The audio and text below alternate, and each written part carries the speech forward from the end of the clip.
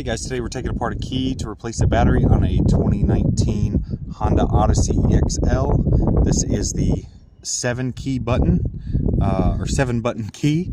So if you're ordering a new key fob, you want to make sure that you have the correct number of buttons. Alright, so to start, there's a slider on the back below where it tells you which key you have. Just slide it over. You see it snaps in place. Take your key out. Your key is also your pry tool. You want to put it right in the middle here. Give it just a little nudge, snaps open, and there you go. Super easy to get to the battery. Now this one, you want to make sure that you take it off on the side without the overhang, because those flanges will break off and it jumps it out. Now on the top of the key, it tells you which side is positive.